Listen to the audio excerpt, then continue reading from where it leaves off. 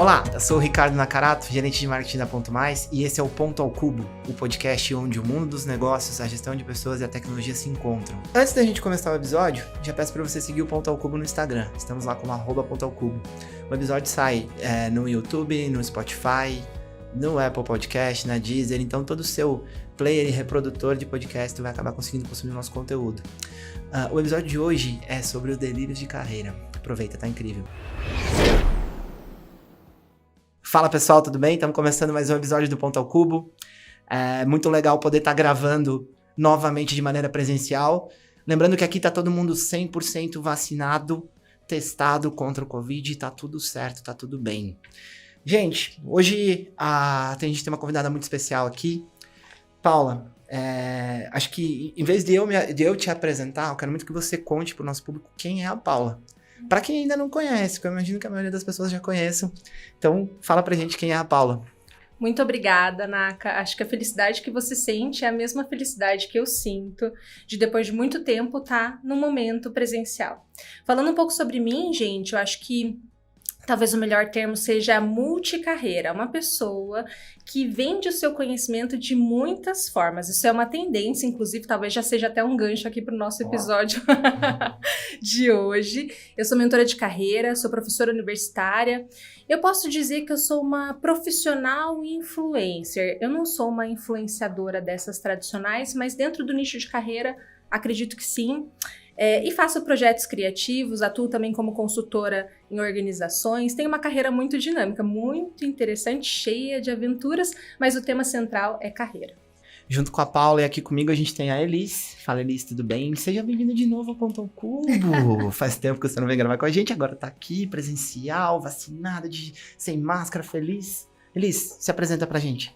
Já tava com saudade. Eu sou a Elise, eu trabalho aqui na Ponto Mais há quase 3 anos e meu foco de carreira é muito em gestão de pessoas e experiência do cliente. Então, eu achei nesse trabalho a forma de unir as duas coisas que eu amo. Uma é lidar com o cliente, a outra é realmente amor por pessoas, desenvolver pessoas. Então, esse é o meu dia a dia, meu trabalho, e hoje o meu foco é muito nesse sentido. Trabalhei em várias outras áreas também migrei de carreira e foi nesse caminho que eu me encontrei. Maravilhosa. Muito bom. Gente, hoje o papo vai girar em torno de desenvolvimento de carreira. Eu acho que é um tema super quente, tá todo mundo olhando para o mercado e tentando entender para onde caminhar, como caminhar nesse novo momento que a gente está vivendo e principalmente buscando mesclar a carreira com propósito, né? É algo que é uma demanda latente aí das gerações mais novas. Mesmo eu não sendo geração mais nova, eu considero isso super importante. Inclusive, sempre gosto de ratificar o propósito da Ponto Mais, que é desenvolver pessoas e transformar as histórias. E quando eu olho para essa frase, eu sempre fico muito impactado, né? De dizer assim, a responsabilidade que eu tenho como gestor da companhia, como parte que eu também sou Ponto Maker, né? O quanto eu estou trabalhando para desenvolver pessoas e transformar histórias. Para começar, gente, eu queria colher uma percepção de vocês desse momento, né? Desse momento que a gente está vivendo. A Elis lida numa ponta de gestão e de ter muito contato com pessoas no dia a dia e trabalhar no desenvolvimento delas. E você, Paula, está muito buscando orientar e trazer visão e dar contexto para essas pessoas como se reposicionarem. Então, como é que vocês estão enxergando o momento das pessoas em relação à carreira e propósito nesse novo momento que a gente vive, nesse pós-pandemia ou nesse ato de pandemia que a gente ainda não sabe o que vai acontecer, mas se Deus quiser, vai ficar tudo bem, tá tudo certo. Queria ouvir de vocês. Paula, se puder começar, dar sua visão. Eu acho que quando você fala de propósito, Naka, talvez eu traga algumas opiniões de contrassenso aqui. Eu acho que para a gente pensar em propósito de carreira, a gente tem que estar com as nossas necessidades mais básicas muito bem sanadas. Então, pense lá em Maslow, né? Conforme a gente foi evoluindo das necessidades de segurança fisiológica, estima, social e, por último, autorrealização, a gente, para chegar nesse momento de pensar em propósito, precisa ter passado por todos esses pontos. Você tocou num numa questão muito legal que foi as novas gerações já trazem essa demanda muito mais latente. E tem uma razão para isso. Quando a gente lembra que os nossos pais trabalhavam nos empregos que eles tinham, né? Não se escolhia, trabalhava no que tinha para poder sobreviver.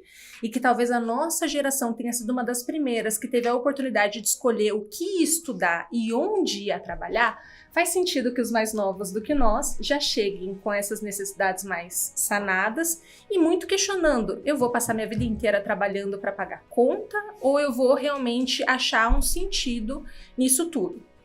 Então, assim, eu acho que essa é uma discussão que ainda fica numa esfera muito pequena da população brasileira. A gente não pode ignorar contexto, a gente não pode ignorar que existe uma grande massa que está desempregada, existe uma grande massa que ainda não consegue escolher onde vai trabalhar. Então, esse propósito, acho que a gente tem que sempre lembrar que a gente está falando de uma parcela muito especial das pessoas que têm condição de escolher onde e como vão trabalhar. Dito isso, eu acho que sim, essas pessoas, elas têm esse desejo e elas demandam do mercado esse porquê. Por que eu tô aqui? E principalmente uma transparência e coerência, que nesse ponto, acho que a Ponto Mais ela faz isso muito bem, de alinhamento de discurso e prática. Porque as pessoas, elas estão meio cansadas de blá, blá, blá, né? Eu quero que você me mostre aquilo que você diz que você faz. Então, acho que esse é um ponto, assim, pra gente começar essa discussão.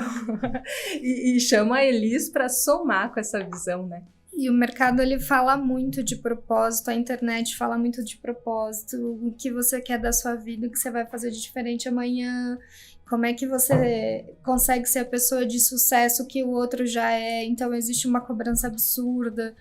E aí todo mundo, quando você trabalha com desenvolvimento, você recebe, e aí? O que eu faço? O que vai ser da minha vida? Onde você acha que eu vou me desenvolver? Onde você acha que eu vou estar amanhã? E essa é uma decisão pessoal. Então, como gestão, eu não posso dizer onde ele vai estar amanhã. Ele tem que sentir onde ele quer estar amanhã para ele caminhar para isso. Só que o mercado vende isso como se fosse algo pronto. As pessoas já nasceram sabendo o que elas vão fazer amanhã. E tem muito desafio nesse caminho, né? Então, acho que é esse o maior desafio. Como é que você encara, muitas vezes, uma transição de carreira sem ninguém te dizer que vai dar certo? Porque ninguém sabe se vai dar certo, é realmente o quanto ter coragem de arriscar também, né? E construir esse propósito não demandando do externo, né? Porque eu não sei se na ACA, se eles sentem isso, eu sinto que os mais novos, eles chegam mais imaturos, tá? E essa imaturidade faz a gente sempre olhar para fora em busca de respostas, e o caminho, na verdade, é o contrário. Eu olho para dentro, eu não demando de fora. A propósito é um negócio que sai do âmago. Como que eu posso esperar que o meu líder me diga onde é o espaço para mim?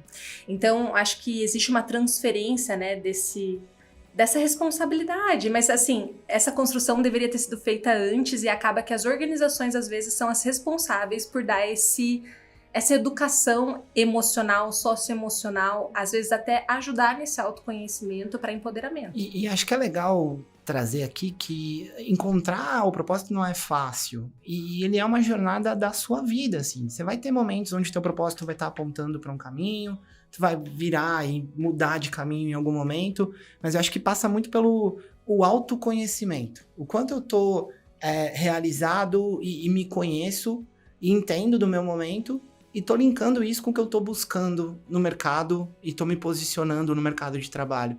Acho que as novas gerações têm esse anseio, né, de olhar para fora e falar, meu Deus, tá tudo errado, o que eu tô fazendo não é isso. Mas primeiro tenta se entender, né, passa por esse processo de se autoconhecer, para daí você entender onde você vai se posicionar, o que vai servir, o que encaixa mais com o seu momento, né.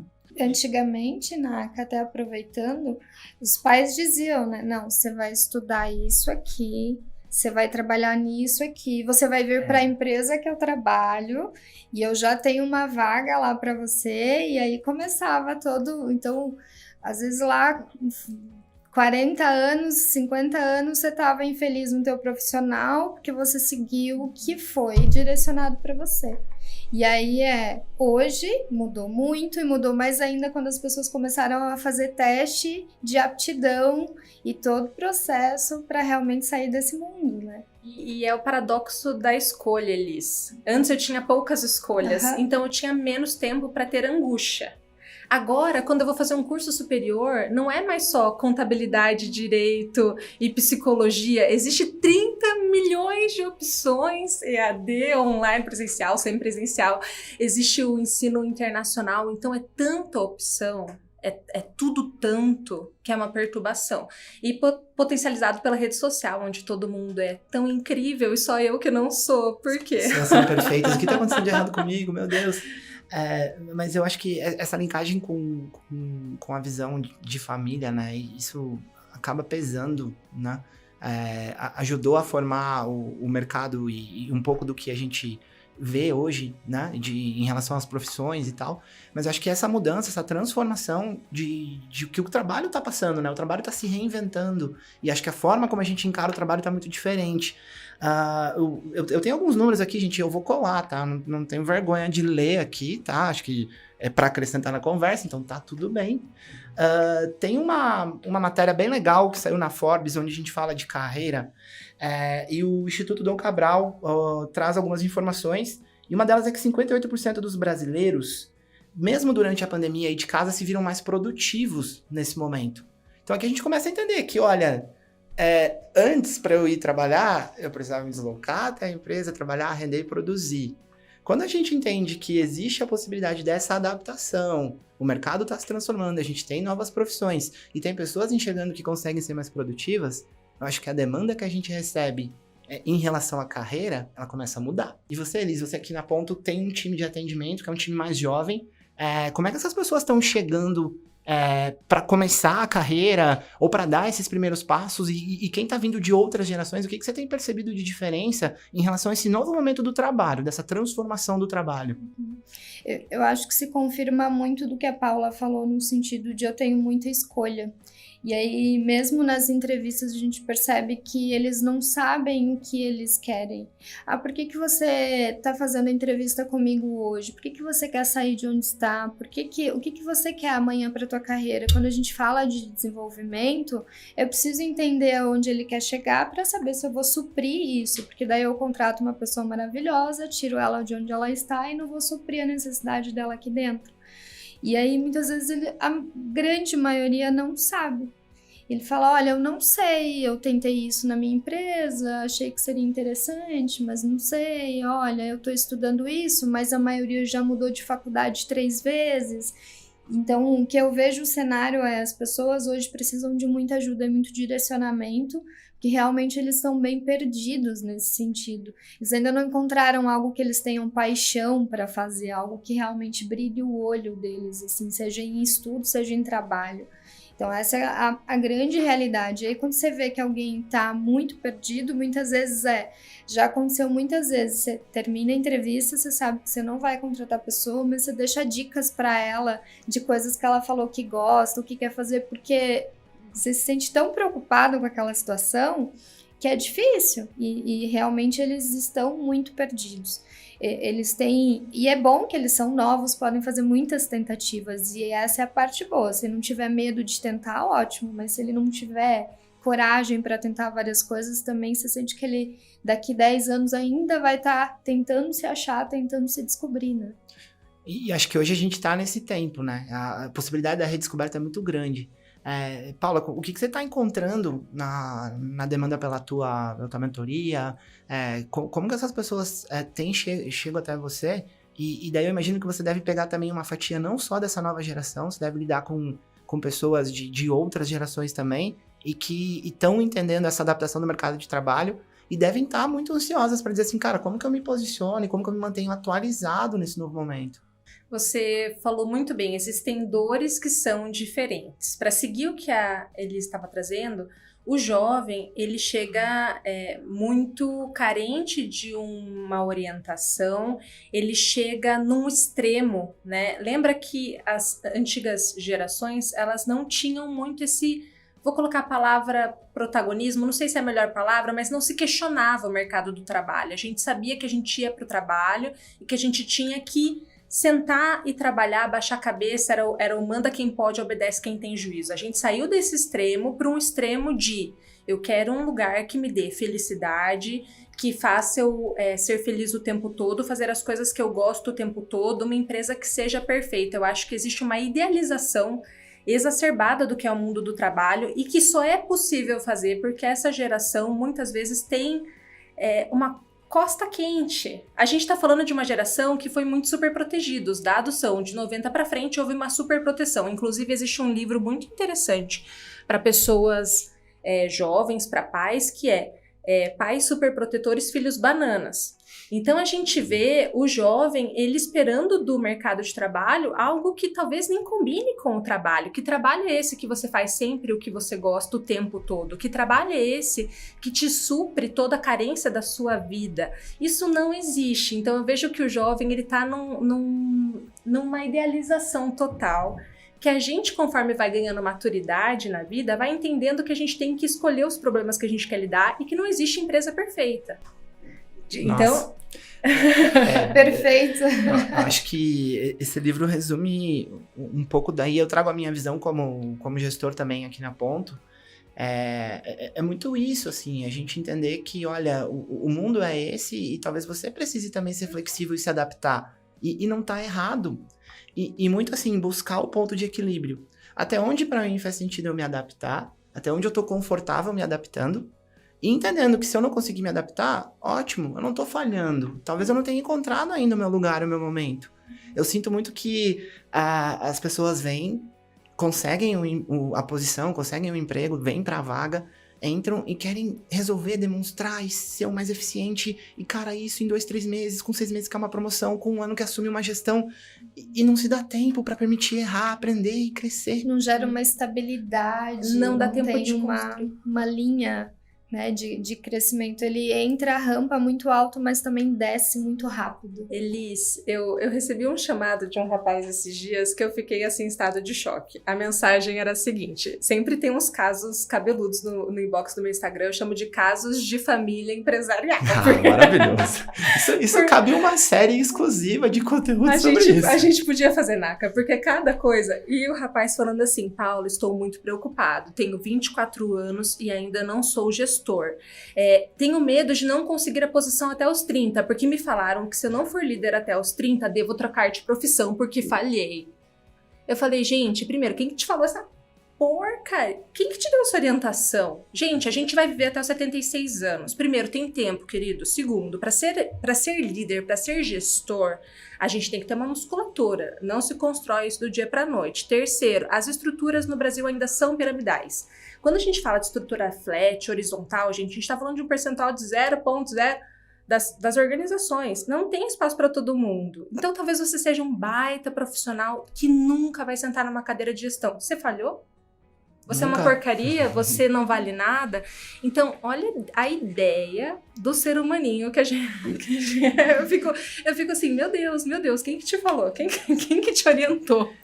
E é triste, né? Porque se a gente olhar e imaginar esse tipo de pensamento, vai surgir inúmeras oportunidades para essa pessoa e ela não vai enxergar, porque ela ensinaram uma coisa, ela acreditou e ela vai até o fim naquilo. E ela vai ter oportunidades espetaculares de brilhar muito num outro caminho que ela não vai nem olhar, ela não vai seguir, porque disseram e eu acredito e eu tenho que ser líder e eu tenho que ser gestor. E imagina, ele fecha os olhos para o mercado inteiro, né? E como se fosse a única saída ser gestor, né? Você não pode ser um excelente profissional, né? Um excelente executor, um excelente realizador. Acho que a posição de gestão, ela tem um glamour, assim, que as pessoas enxergam muito como um glamour, mas a gente esquece, e daí talvez esteja até um ponto nosso que ocupam essas posições, de externalizar o ônus também. As pessoas veem muito o bônus. Agora, o quanto custa, o quanto é sacrifício, o quanto é difícil, o quanto você tem uma carga de responsabilidade. Aqui na Ponta a gente fala muito de desenvolvimento. Hoje eu respondo pelo desenvolvimento de 23 pessoas no time do marketing. Cara, é uma baita responsabilidade. Essas pessoas estão contando comigo para apoiar o crescimento e desenvolvimento da carreira delas. Você que está ouvindo a gente, está assistindo a gente, talvez você encosta a cabecinha no travesseiro quando você não é gestor e você até consiga dormir tranquilo. Eu nem sempre consigo, né? É um ônus. Você deve sofrer muito com isso também, Elis. Sim, porque hoje o nosso time tem aí quase 80 pessoas e a gente tem coordenadores também nos ajudando nesse desenvolvimento, que estão cada vez mais próximos das pessoas. Mas cada situaçãozinha que você pega de um coordenador, de uma das equipes, você vai para casa com isso na cabeça e você pesquisa como pode ajudar. E aí, como que eu posso trazer mais subsídio para o coordenador, para ele trazer mais subsídio para o colaborador e assim, consequentemente, desenvolver. E aí tem mais outro que é minha responsabilidade o emprego de todo esse time que está aqui. E aí, como é que você faz? Eu gostaria de dar uma palavra de acalento aqui para vocês, porque eu fiquei comovida.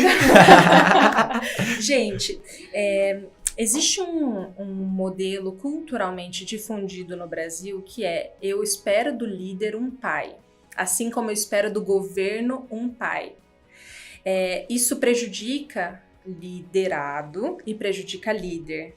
Tá uma carga em cima de vocês que não faz sentido estar. Não é dever do líder desenvolver a carreira de cada um. A gente está falando de adultos. O líder, ele não é um provedor absoluto, não tem como, Elis, você dar conta de 80 pessoas, tá?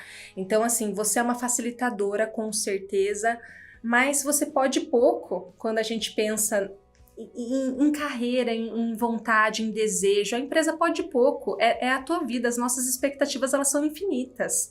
Nem a empresa dá conta de suprir, muito menos o líder dá conta de suprir. Eu acho que também, falando de mentoria, né, Naka, complementando a resposta passada, eu atendo muitos líderes que têm medo de frustrar liderado, que têm medo de cobrar coisas básicas. Eu fico muito assustada. Por exemplo, gente, combinamos que 8 horas vai ter a entrega. O liderado não entrega e ele não dá satisfação nenhuma. E o líder tem constrangimento de cobrar. Porque eu não quero desmotivar. A empresa, ela fala o seguinte: olha, não vamos colocar que o funcionário não atende na avaliação de desempenho. Eu já atendi empresas assim, porque a gente não quer desmotivar esse funcionário. Vamos falar que ele está a desenvolver. Não vamos falar que a gente tem problema, a gente tem desafio. O nome disso tem um nome para isso, é negafobia. A gente nega o que é negativo, a gente não encara os problemas, não coloca o elefante branco e a gente está tratando, a gente continua super protegendo na organização. Tá entendendo? Então, eu sinto muito uma falta de um bate-papo mais realista, onde a gente explana de forma muito... é assim... Até aqui eu posso ir, daqui para cá é tua parte e a gente tá aqui para se ajudar, mas a gente, por mais que tenha uma hierarquia que nos diferencia, a responsabilidade é mais ou menos igual das duas partes. Senão eu fico numa posição muito passiva. Vocês acham que eu tô sendo muito pesada, assim, na minha conceituação? Vontade que eu tenho é de ficar de pé e aplaudir, mas tá tudo bem. E eu utilizo muito essa frase que você colocou, que é: eu consigo chegar até aqui. Como empresa, como gestora, eu consigo chegar até aqui.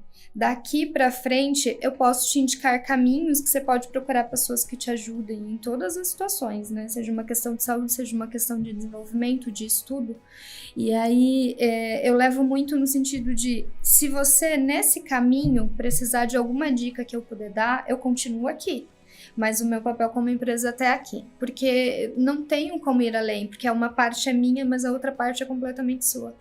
E eu comecei falando de autoconhecimento, né? E eu acho que aqui vem muito isso a calhar também. Eu tô me conhecendo o suficiente, eu sei pra onde eu quero ir, aonde eu quero chegar. Isso tá claro pra mim? Se eu não tenho isso claro, como que eu vou esperar que a pessoa que tá me liderando tenha? Eu acho que isso é um devaneio tão grande, assim, jogar essa responsabilidade ou terceirizar essa responsabilidade pra empresa. Porque dá a impressão que você está criando um vínculo com a empresa que nunca vai ser quebrado. Assim, olha, a partir de agora você começou como analista, daqui 6 meses eu vou te colocar como analista júnior 2, depois eu vou jogar você para um analista pleno, sênior, você vai virar meu coordenador, e cara, a gente vai casar e ser feliz para sempre. Existe uma frustração, Naka, que é: qual é o meu plano de carreira? E isso, gente, é uma coisa que a gente precisa falar também, porque esqueça plano de carreira. Gente, eu já atendi acho que mais de 45 empresas, das pequenas, médias e grandes, em todo esse Brasil. Eu nunca vi um plano de carreira acontecer como eu vi há 15 anos atrás, quando comecei a trabalhar. Plano de carreira é você quem faz. As empresas estão vendendo almoço para pagar a janta. Não existe estabilidade no mercado. Não existe como garantir a vaga. O que existe é você precisa estar preparado para dentro dessa empresa ou fora dela. Entende? A tua carreira ela vai acontecer dentro ou fora. Depende de você. E a oportunidade, muitas vezes, ela é cavada, né? Você cava a oportunidade, porque as estruturas, elas são assim. Elas são fluidas. Quem não tá me enxergando, eu tô fazendo movimentos com a mão em forma de onda. É muito difícil prometer. E essa angústia, né? Qual que é o meu plano de carreira? Qual que é o meu próximo passo? Óbvio, funcionário, você tem que perguntar. Mas eu acho que é preciso você entender também, e acho que esse é meu papel também, de dizer que essa ideia que a gente tem do plano de carreira tradicional, ele não existe mais. Perfeito. E eu sempre, quando eu vou conversar e mentorar e trabalhar com o meu time, eu sempre tento trazer a questão de você estar preparado. A oportunidade vai aparecer. E, cara, às vezes o preparo não é essa história do eu preciso fazer 5, 6 cursos, eu preciso ter conseguido esse resultado. Cara, às vezes é uma segurança de você responder bem a um questionamento, para você pegar uma oportunidade e abraçar um projeto maior. Nesse projeto maior você conseguir demonstrar eficiência, fazer uma entrega melhor, e daí você ir galgando, cavando essa oportunidade, essa possibilidade. O imediatismo ainda aqui vem muito, né? Olha, você não me deu aquele projeto. Pois é, você não trouxe segurança. E daí, acho que esse é um outro ponto que eu sei que a gente está girando muito em cima de propósito, carreira, desenvolvimento, mas eu queria trazer também a questão da saúde mental, segurança emocional, que a gente está num momento fragilizado. Eu acho que não é errado ter problema e estar se encontrando nesse momento. E daí eu entendo que também a gente, na posição que está hoje, a Paula como mentoria, nós como líderes e gestores de equipe, a gente precisa ser compreensível e entender. E como que eu trago para essas pessoas as questões de, olha, é o seu momento, eu entendo, se prepara, né? Olha para si e, cara, vamos montar um plano. Como que eu motivo? Como que eu trago essa pessoa para cima quando ela tá nesse momento de dificuldade, seja mental, emocional? Como que eu puxo essa pessoa para perto e ajudo ela a encontrar um caminho? Trabalhar expectativas, né? Por favor, Elis. Então, a gente faz muito o processo de trabalhar a expectativa, porque o Naka deu um exemplo, eu fiz vários cursos, mas o que você queria com esses cursos? Quando você foi em busca deles, qual era o teu objetivo? O que você quer suprir dentro de você? Qual é a necessidade que você tem? Porque para ela para você estar aliando essa tua carreira, elas têm que andar juntas, né? Então, o que eu faço tem que suprir alguma necessidade que eu tenho, alguma coisa que eu acho que vai agregar na minha vida. O que é? E é muito difícil trabalhar essa expectativa, porque ele muitas vezes trabalha com a expectativa do amigo, com a expectativa do que alguém comentou que é bom no mercado, e não com o que ele quer como pessoa, né? Exato. E falando de saúde mental, gente, até agora a minha fala, ela estava puxando para o colaborador uma responsabilidade, né? Eu estava falando, olha, colaborador, funcionário, presta atenção nisso. Mas quando a gente fala de saúde mental, gente, eu acho que o peso da responsabilidade está mais na organização. E vou dizer por quê. Dilema de gerações talvez mais maduras e pessoas que eu atendo. O remoto que a gente vive hoje talvez não foi o remoto idealizado. As esferas, elas foram totalmente invadidas. A gente espera do trabalho remoto, a empresa espera do trabalho remoto muitas vezes um plantão 24 horas, né? A empresa invadiu a esfera daquele funcionário quando pega o celular dele, o WhatsApp dele, bota ele em 30 grupos que ele não autorizou e a gente sabe que culturalmente esse cara, se posicionar em muitas empresas, ele vai ser marcado como uma pessoa que não é proativa, que não veste a camisa. A gente sabe. Nossa, como é ruim ouvir veste a camisa ainda, né? Nossa, é bem old school, tudo bem. Mas, então eu vejo que a empresa ela tem uma responsabilidade maior, porque o poder maior está nas mãos dela. Então eu sinto que falta ambientes seguros. Que a gente ainda tem um discurso que é muito lindo, mas uma prática que não corresponde. Até aí tá tudo bem, porque toda mudança começa com o discurso. Toda. A gente anuncia com a fala uma mudança que tá vindo, tá? Acho que a gente tá bem nesse momento.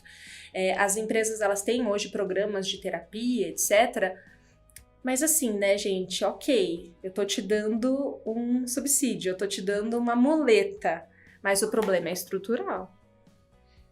Vai muito além. Vai muito além. A terapia me ajuda a sobreviver a essa rotina, mas se você me coloca numa posição onde eu tenho que performar 24 horas por dia, onde eu sou extremamente pressionado, onde eu tenho uma liderança abusadora, a terapia ajuda, claro, mas ela ainda não opera milagres. Então eu vejo que a empresa, de modo geral, essa questão da saúde mental, ela vem muito de um ajuste de empresa agora, sabe?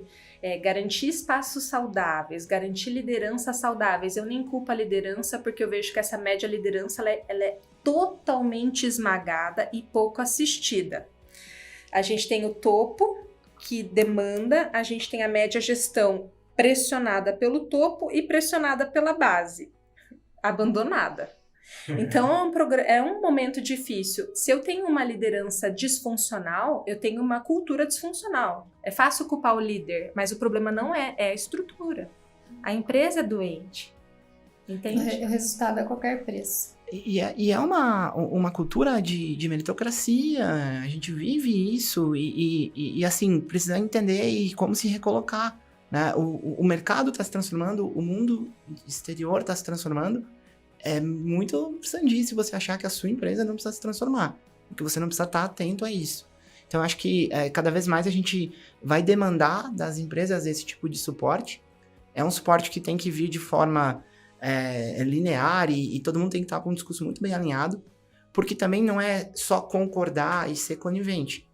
É mostrar e alinhar a expectativa. Falar assim, olha, a gente tem algumas coisas que vão acontecer, e daí, de novo, eu vou falar de flexibilidade e adaptação, que você precisa entender que faz parte da nossa cultura. Até certo ponto, isso é o que nós somos como companhia. A gente vai te dar atenção, vai te dar subsídio, vai te ajudar em relação a isso. Mas você está satisfeito com essa cultura?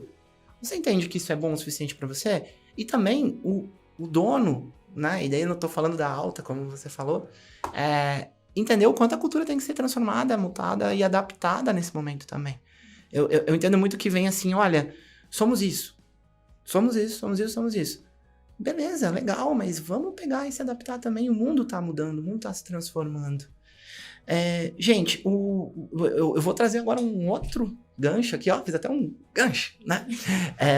Para nossa conversa, para daí falar mais de características do novo mercado, tá?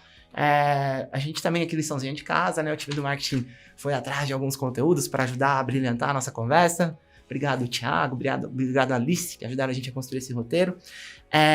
A Michael Page linkou algumas características do novo mercado de trabalho. Na verdade, sim, eram 8, 9, e aqui tem algumas mais sintetizadas. Eu vou citar algumas e queria muito escutar de vocês duas como vocês estão percebendo isso no dia a dia, como vocês estão sentindo, como você está sentindo isso nas mentorias, sabe, Paula? Se isso está realmente aparecendo, e se você está pegando isso lá no time também, na hora de gerir e conversar com seus liderados.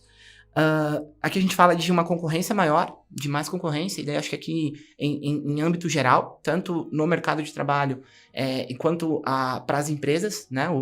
Existem mais disputas por posicionamento de mercado. Aqui uma outra tendência, e daí vou falar como tendência aqui já jogando para o futuro, não ficar no mesmo trabalho a vida toda, estudar mais, e o escritório em qualquer lugar, acho que poder trabalhar de onde você quer. Flexibilidade de horários, que também apareceu aqui como uma característica desse novo mercado. Mais tecnologia, um olhar muito mais próximo de tech, a gente está vivendo muito essa transformação digital, e daí a pandemia acelerou muito isso. E uma economia global trazendo novas profissões. Sei que a gente já pincelou um pouco disso, quando eu olho para essa lista, a gente falou um pouquinho de cada coisa já, mas eu queria ouvir um novo raciocínio em cima disso e até entender se tem alguma aqui que a gente deve ficar mais atento, até para dar dica para quem está escutando ou assistindo a gente, de olha, isso aqui vai ser muito importante. Eu queria ouvir você primeiro, Paulo. Eu acredito que todos esses pontos, Naka, são pontos que eu, que tô no RH há algum tempo, a gente já mapeava isso há muitos anos. Tá? Tem um texto meu do LinkedIn, no final de 2019, todo ano eu faço apostas para o futuro. Tem um quadro chamado Mãe Paula, sou cheia dos quadros. E eu falei assim, gente, Anywhere Office vai acontecer. E veio a pandemia, ó, visionária. Mas não é porque eu sou visionária, é porque os grandes especialistas já previam isso. Então a gente vê muitas empresas falando do Remote First, e isso é um negócio que para mim é um fato concreto, e a gente vê muitos funcionários que querem isso também. Né? Eles aprenderam a trabalhar de uma forma mais remota. Então, todas essas tendências, todas essas apostas, eu vejo como algo que já é real, que já é concreto, que já acontece. Se eu puder dar uma nova perspectiva, pensando principalmente nos funcionários, nos profissionais, abrace a tecnologia. A gente fica obsoleto no cotidiano. Eu vou dar um exemplo muito simples, tá? TikTok é uma rede que despontou há alguns anos. Muita gente viu essa rede acontecer e muita gente da nossa faixa pra cima falou assim, um bando de adolescente, não vai lá. É só dancinha. É só dancinha. E as pessoas, elas falam, não, essa rede não é pra mim. A gente fica obsoleto nas pequenas coisas. Quando a gente vê uma nova rede vindo com uma nova linguagem, com uma nova forma de produzir conteúdo, trazendo novos valores, e a gente fala, não é pra mim. Quando a gente vê uma ferramenta como Slack e fala, não, eu quero usar e-mail, porque e-mail é tudo. A gente vai percebendo que a gente tá envelhecendo na mente quando a gente só quer confirmar os nossos vieses, porque a gente acha que já sabe como trabalhar. E isso acontece comigo, acontece com vocês. A gente gosta de uma comida, só quer comer essa comida. A gente não quer abrir a mente, a gente fechou a mente. E falando de tecnologia, a gente todos os dias fecha portas, sem perceber. Ninguém fica desatualizado da noite pro dia. É um trabalho de anos. E o que exclui pessoas hoje do mercado de trabalho, principalmente os mais velhos, é a falta de sintonia com linguagem, discurso, tá? Forma, porque o que muda, gente, com o tempo, não é conteúdo, é embalagem. Filosofia é a mesma coisa desde que o mundo é mundo, mas a forma de fazer filosofia mudou, tá? E principalmente a tecnologia. Então, assim, preste atenção nisso. O que tem que trocar é a embalagem, é a forma de você se apresentar e a tecnologia. Se apegue, não resista, não fica, como diz aqui em Curitiba, não seja jacu, se joga, entendeu? Porque é uma coisa que a gente faz muito. Elis, complementa pra gente. E aí, para isso, acho que para poder exercitar tudo isso, você estar aberto a mudanças. As pessoas não estão abertas a mudança. Mudar de lugar dentro da empresa, muita gente faz um drama absurdo. Nossa, mas eu gostava tanto de sentar aqui, meu lugar, as pessoas do meu lado. Estudar, poxa, eu quero estudar algo que seja 3 linhas. Não, se você quer realmente entender o mercado, se atualizar, você tem que estudar. Não importa, não precisa ser o estudo tradicional, porque o estudo hoje de várias outras formas ensina muito mais rápido, te traz informação atualizada, não precisa lá estudar da forma mais antiga possível, né? Quando a gente fala de ferramentas, você me lembrou uma coisa muito importante, a gente aqui trabalha muito com ferramentas online, e ferramentas onde você tem aí um drive, você tem um monte de coisa, tudo no único lugar. E quando chega aqui, a gente tem que ensinar isso para 90% das pessoas, porque a maioria não conhece. O remoto também, viemos para remoto, e cria-se toda também a cultura do remoto, mas várias empresas utilizam o remoto só pode ser da sua casa. Se você for realmente trabalhar fora da sua casa, você vai ser demitido. Remoto é remoto. Então, se eu tenho o padrão de trabalho remoto, eu não estou dentro da empresa, então não importa se eu estou num cowork, se eu estou numa outra cidade, as empresas também têm que se atualizar nesse sentido. Agora, no momento que você diz, não, estamos no presencial, eu quero você presencial, preciso de você no presencial, porque a cultura, porque a situação exige o presencial, é presencial. Ou híbrido, né? Os acordos, você fica tantos dias de casa, tais dias na empresa. Isso tem que ocorrer também. As pessoas, mas aí eu tenho que trazer o meu notebook, dá trabalho. Tem a sua ferramenta de trabalho. Eu acho que muito as pessoas têm o medo da mudança, o medo do desconhecido e deixa realmente de evoluir. A tecnologia é maravilhosa, mas a gente tem que estar aberto para ela, né? E tem um ponto que vem ali que é as crianças que vão inventar aí inúmeras profissões que a gente não conhece, que estava nessa relação aí, né, de novas características.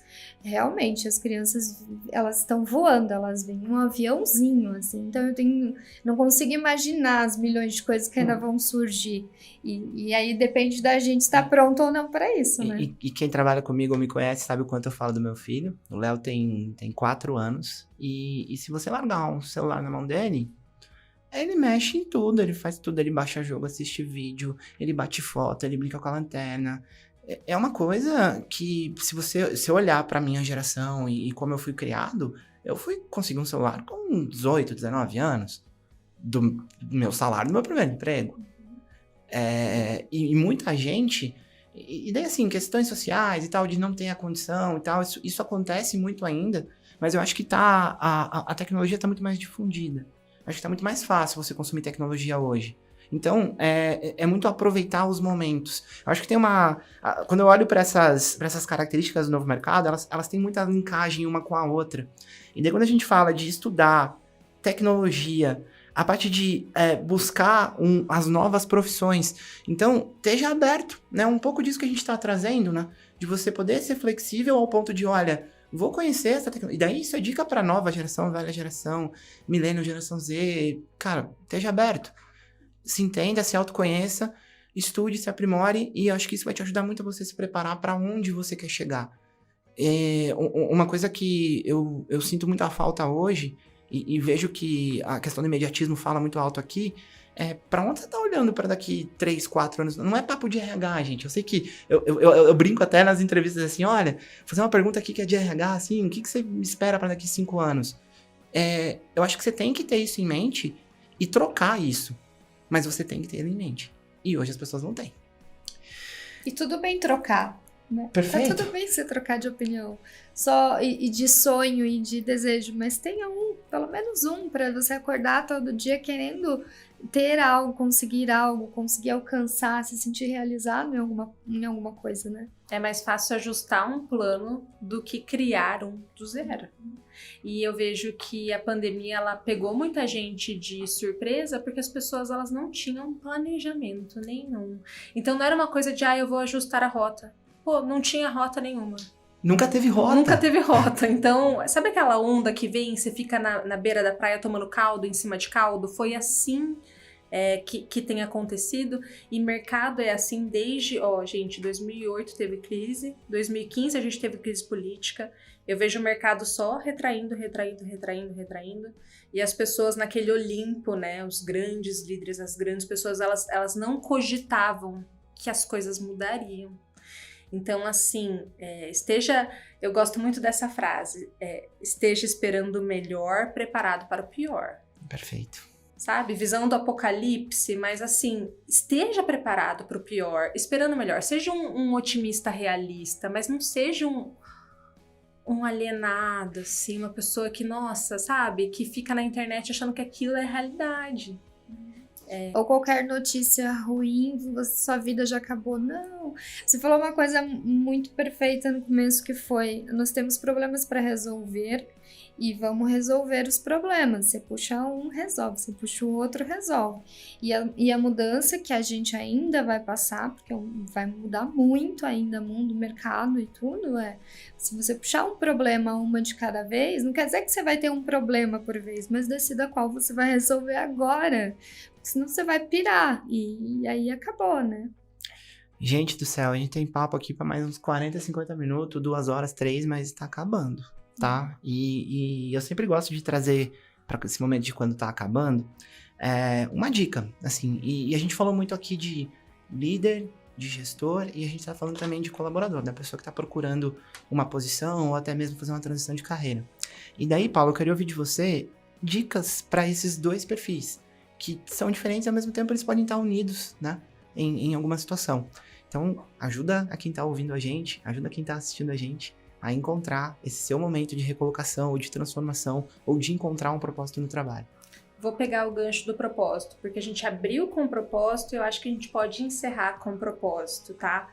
Cuidado para não ir pela manada, tá? Quantas pessoas, né, fazem o curso da moda, tá na moda. Teve uma época que era moda ser engenheiro civil, todo mundo foi fazer engenharia civil. Tinha uma época que era discurso, faça tal curso porque tal curso dá dinheiro. Ser bom dá dinheiro. Se você vai escrever o nome num grão de arroz, seja o melhor, você vai ser milionário, vai ser o mais sensacional. Não vá muito pela tendência do que tá fora, porque a gente só tem consistência naquilo que vem realmente de um desejo profundo. E falando de propósito, não delira. É muito menos do que a gente pensa. Ninguém... talvez a gente seja muito mais comum do que a gente gostaria. Talvez a gente seja muito mais, sabe? Talvez a gente não seja aquela pessoa que vai pegar uma mochila e vai resolver todos os problemas da humanidade. Talvez o nosso propósito, gente, seja coisa do cotidiano. Seja ser uma pessoa legal, uma pessoa que faz o seu melhor, que é gentil, que faz o cotidiano, feijão com arroz de uma forma decente, bacana. Não vai para esse propósito pirotécnico. A maior parte da vida das pessoas, as pessoas, elas têm vidas comuns. Vidas cotidianas, então faça esse cotidiano ser legal. O propósito ele pode ser pequeno. Eu tenho um pouco de preconceito desse propósito pirotécnico, porque faz a gente sempre achar que a gente é pequeno demais, comum demais, mas não querendo desanimar, talvez a gente seja. E talvez isso seja, na verdade, muito interessante, porque a gente tem mais pontos de semelhança do que de divergência.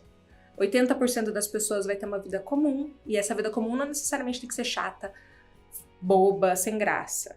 Tá, então vai no pequeno, vai no simples, olha pra dentro, não vai muito pra fora no sentido de buscar o que tá na trend, que eu acho que você tem mais chance de ser feliz, de ter uma carreira legal, de se sentir realizado, porque você tá indo por aquilo que você acredita, não por aquilo que alguém falou que tinha que ser. Muito bom. Elis? Acho que entra muito nesse sentido e é algo que eu também concordo muito no sentido de seja o dono da sua vida, né? O dono da sua vida não pode ser sua família, o vizinho, o seu gestor, o seu líder, o dono da sua vida é você. Então se conheça, seja resiliente, porque o caminho não é uma linha reta, nunca será, não existe isso em nenhuma geração e não vai existir.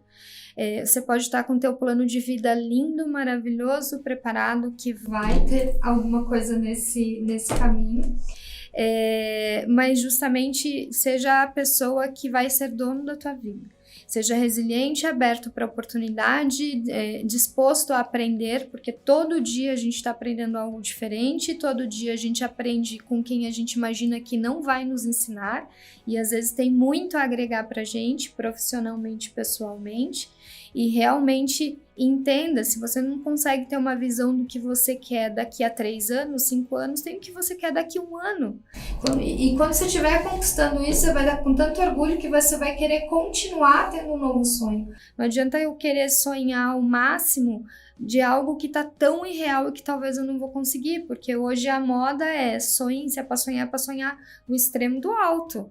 Mas e aí, se você não consegue chegar lá durante alguns anos, como é que fica isso? Porque isso as pessoas não ensinam, né? Exato, Elise. E você falando, me lembra muito de um livro que é O Arrume Sua Cama. O rapaz, ele era da Marinha norte-americana e ele fala o seguinte: queridão, antes de sonhar em mudar o mundo, começa fazendo o básico, arruma a tua cama. Nossa, esse é um tapa na minha cara. Eu não sei se é na de vocês, mas do tipo assim, antes de ir pro enorme, vamos pro pequeno, sabe?